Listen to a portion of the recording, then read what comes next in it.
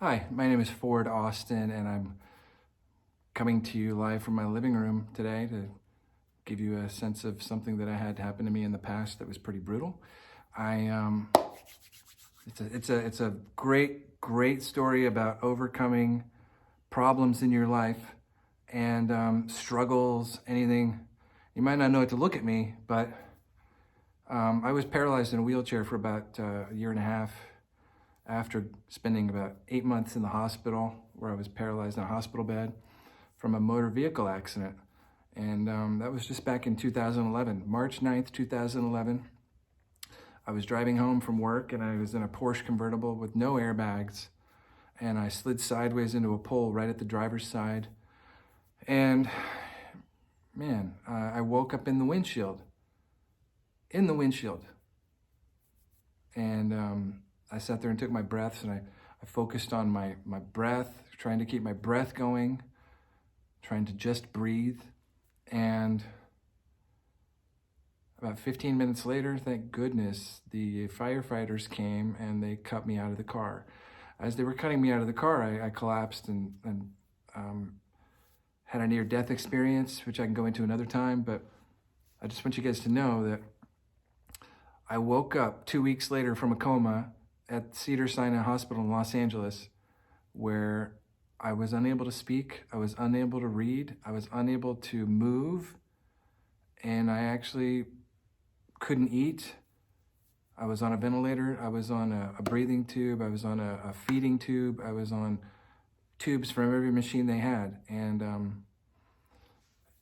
my every rib was shattered, my lungs collapsed, my kidneys failed, my pelvis was shattered in 10 pieces, my urethra was split in half, my whole left side was crushed from the accident of taking a 90-mile-an-hour impact without airbags in a convertible. And all my family was surrounding me. They'd come from around the country to say goodbye to me. And I wound up 6 months in that hospital, relearning to walk, but my pelvis was still shattered. I went home with a suitcase, sucking my stomach closed, and in a wheelchair with a catheter, all of those things for life.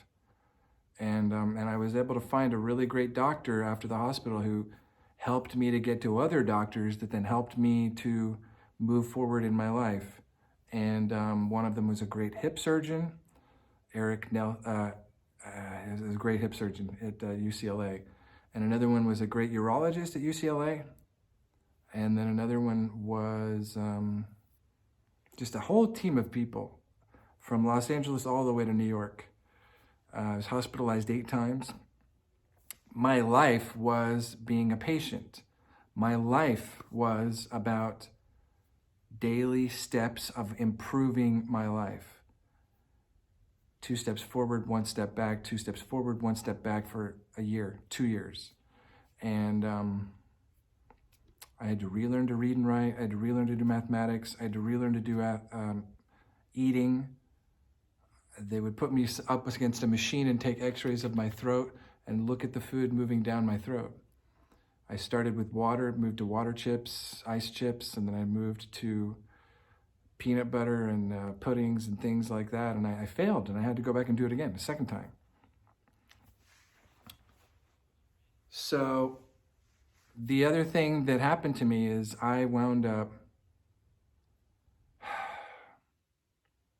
losing all hope. And I sort of started looking at my achievements in life that I had already accomplished. And I made sure that I had achieved enough in my life that I could die, or that I could sit at home in a wheelchair and let everybody take care of me. And it was a pretty good list, but I still wasn't satisfied. And then the next thing I know, I was laying in a hospital bed in New York City, and my left hip had been removed so that they could replace it. So I was in a wheelchair again after a year of recovery, and this time in New York City. And I said, I want to join the Actors Studio. I want to become a lifetime member of the Actors Studio. So at my lowest point, I set a goal that was higher than I ever even thought I was going to achieve in my entire life. The Actors Studio is like Robert De Niro, Dustin Hoffman, Gene Hackman, you name it, and James Dean, Marlon Brando, Jack Nicholson, anybody who's an actor that you've watched, that you've loved, is a member of the Actors Studio and trained there in those classes. So I wound up getting mentored by Martin Landau after a lot of going around trying to find out how to meet him. And he was graceful enough and generous enough to give me an opportunity to sit at the Actors Studio every day and watch. And not participate, but just watch. And that was part of my process of getting back to myself. The next thing I did to learn how to get mobile again was my physical therapist said, you should play tennis. And we got a bunch of different braces to put on my ankle, and I was able to play tennis again. After I relearned to walk, I relearned to stood, I relearned to stand, I relearned to walk, I relearned to run slightly. I still can't run. But then I relearned to play tennis, and I found my existence. I found my life. I got back to myself better than I was before. And it was because of these people in my life, these people that have surrounded me, that gave me the hope when I didn't have enough strength or power to hope. Because I'd lost all hope. Other people around me had the hope. One of my urologists turned to me when he was about to rebuild my urethra, and he said, listen, your life is a beautiful book. It's a massive masterpiece. And what I want you to do, and I'm going to help you do it, is turn the page. Turn the page to a new chapter. Turn it to another page in this beautiful story of your life so that you can move forward, so that you don't have to be paralyzed, so that you don't have to sit on the sidelines in your life. That's what I wanted to tell you. Your life is a masterpiece. It's a beautiful book. Do whatever you have to do to turn the page. Do not stay a victim. Do not stay in pain and suffering. Turn the page. Decide to move forward.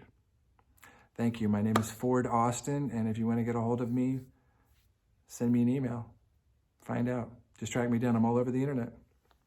Thank you, and don't forget you're a masterpiece.